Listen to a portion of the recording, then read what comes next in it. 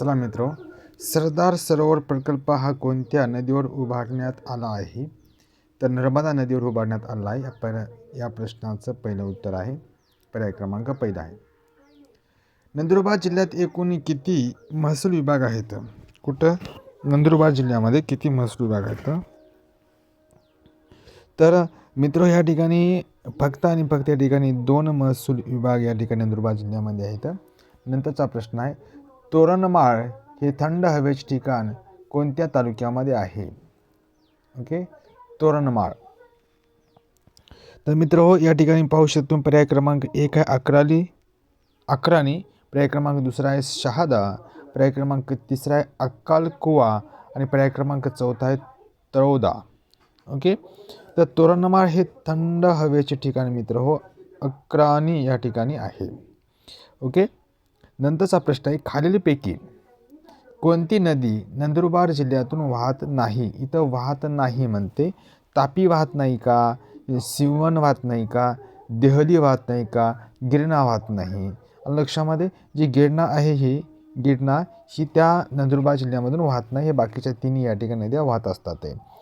समुद्राची खोली मोजण्यासाठी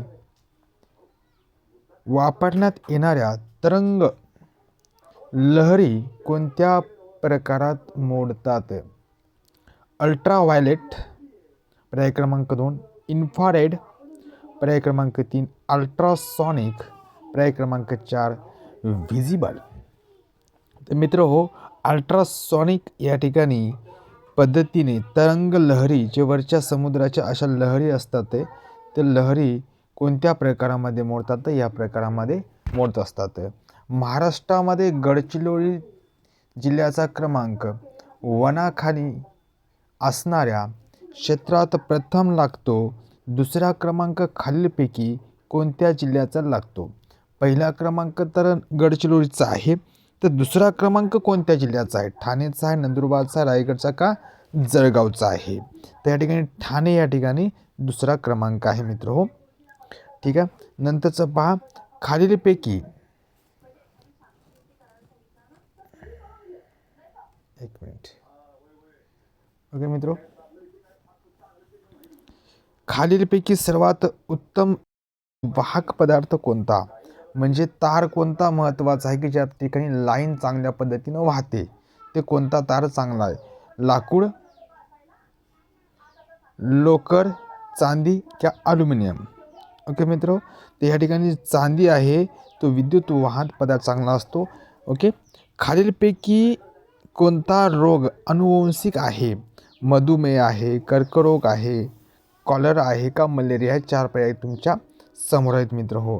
जो मधुमेह आहे तो अनुवंशिक आहे, एकापासून दुसऱ्याला या ठिकाणी होऊ शकतो. ओके, खालीलपैकी कोणते खत रासायनिक खत प्रकारात मोडत नाही? खालीलपैकी कोणते खत रासायनिक प्रकारामध्ये कंपोस्ट खत या ठिकाणी मोडत नाही? नंतर आहे क्युसेक हे डॅड्यास मोजण्याचे साधन आहे. क्युसेक हे डॅड्यास मोजण्याचे साधन आहे. पर्याय क्रमांक 1 पाण्याचा प्रवाह, पर्याय क्रमांक 2 उष्णता, पर्याय क्रमांक 3 हवेचा दाब, पर्याय क्रमांक 4 विजेचा दाब. तर मित्र क्युसेक हे पाण्याचा प्रवाह मोजण्याचं साधन आहे. अलंकेश्वर बल्लाळपूर आंतरराज्यीय मार्ग खालीलपैकी कोणत्या तालुक्यातून जात नाही? हा ओके, अक्कलकुवा, तळोदा, शहादा का नंदुरबार? ओके मित्र तर नंदुरबार जे आहे या नंदुरबार जिल्ह्यातून या ठिकाणी काय जात नाही? या ठिकाणी अलकेश्वर बल्लाळपूर या ठिकाणी जात नाही. ठीक आहे, राष्ट्रपतीची निवड करण्याच्या प्रक्रियेत खालीलपैकी कोणाचा सहभाग नसतो? म्हणजे राष्ट्रपती ज्यावेळेस निवडणूक होते त्या प्रक्रियेमध्ये कोणाचा सहभाग राहत नाही? लोकसभेचा सहभाग राहत नाही का, राज्यसभेचा सहभाग राहत नाही का, विधानसभेचा राहत नाही का, विधान परिषदेचा सहभाग राहत नाही? तर मित्र लोकसभेचा सुद्धा असू शकतो, राज्यसभेचा असतो आणि विधानसभेचा सहभाग असतो राष्ट्रपती निवडणूक करत असताना, पण विधान परिषदेचा सदस्याचा सहभाग नसतो. लक्षामध्ये?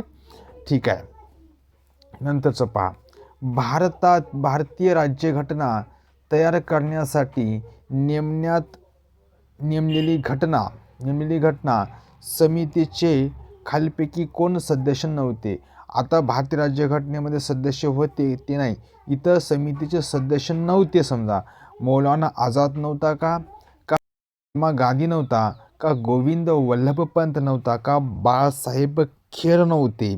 तर मित्र महात्मा गांधी आहे, हे महात्मा गांधी त्या सदस्य नव्हते. तो कधीच त्या राज्यघटनेच्या याच्यामध्ये जात नव्हता, म्हणजे का तो सामाजिक कार्यकर्ता होता.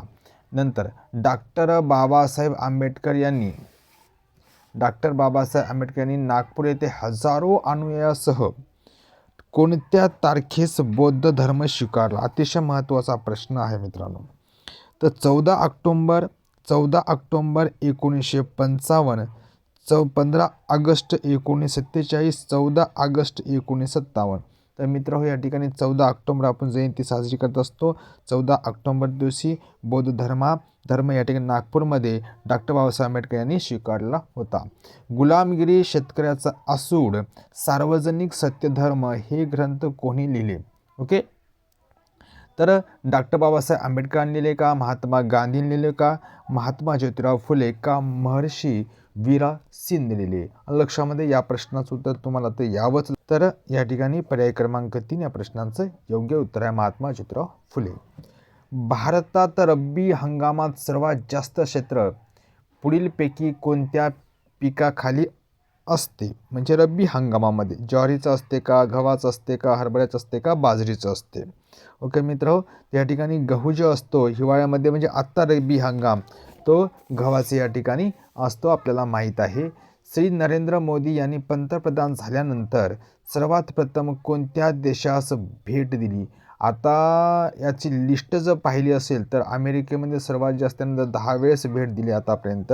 ओके, नरेंद्र मोदीने. बाकी 8, 6 असा क्रम आहे, तो बाकीचा वेगळा आहे. तर पहा मित्र, सर्वप्रथम कोणाला भेट दिली का, नेपाळमध्ये गेलते भेट देण्यासाठी का, जपानमध्ये गेलते का, श्रीलंकामध्ये गेलता का, भूतानमध्ये गेले होते. ओके मित्र हो, तर भूतानमध्ये सर्वप्रथम त्यांनी गेले होते. नेक्स्ट प्रश्न, माउंट एव्हरेस्ट हे सर्वोच्च म्हणजे उंच शिखर सर करणारी जगातील पहिली अपंग महिला कोण. प्रश्न कोणताही टाकू शकता. अपंग महिला कोण. अरुणिमा सिन्हा, तामी वातने, अलका धुपकर यापैकी नाही.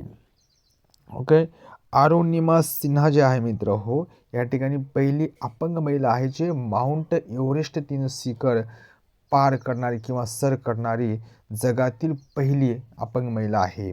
नंतर 59वा प्रश्न आहे मित्र. आतापर्यंत पाहू शकता तुम्ही, इथपर्यंत आपण प्रश्न पाहिले, पण आतापर्यंत चॅनलला सबस्क्राईब केलं नाही मित्र हो.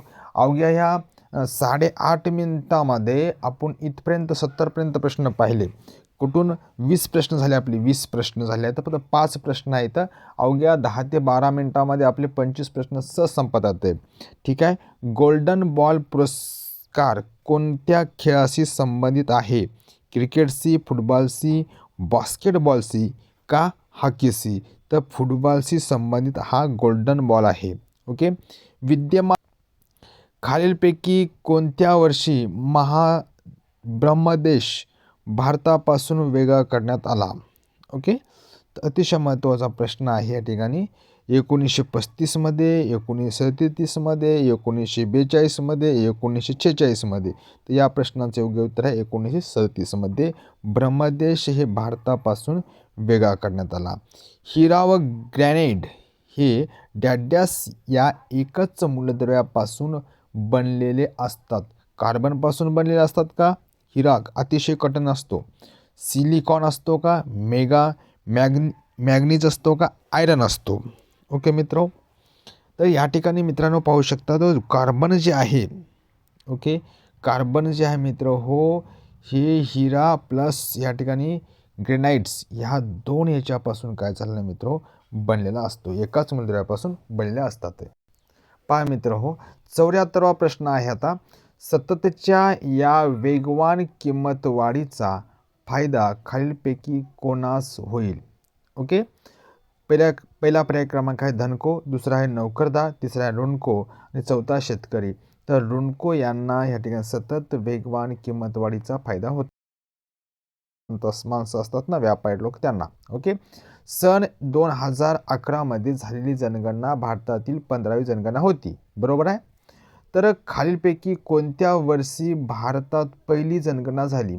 डायरेक्ट इथपर्यंत सांगितलं असतं की भारतामध्ये पहिली जनगणना कोणत्या वर्षी झाली, तरी काय टेन्शन नव्हतं. पण यानं माहिती सांगितलं 2011 जनगणना झाली बाबा, त्याच्यानंतर पहिली जनगणना कोणती आहे? 1852मध्ये आहे का 1851मध्ये आहे का 1861मध्ये आहे का 1872मध्ये आहे?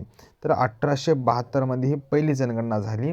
त्या 1872ची हा पहिली जनगणना आहे. परंतु खरं म्हणलं तर या ठिकाणी 1831 ते 1821 म्हणजे जातीय जनगणना झाली आहे. जातीय निवाड्यानुसार तो भाग वेगळा आहे. तर आपण पहा मित्र, 75 प्रश्न पाहिले किती मिनिटामध्ये?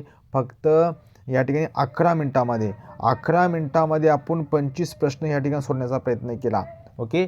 चॅनल लाईक करा, सबस्क्राईब करा. असेच नवीन व्हिडिओ पाहण्यासाठी चॅनलला व्हिजिट करा. धन्यवाद.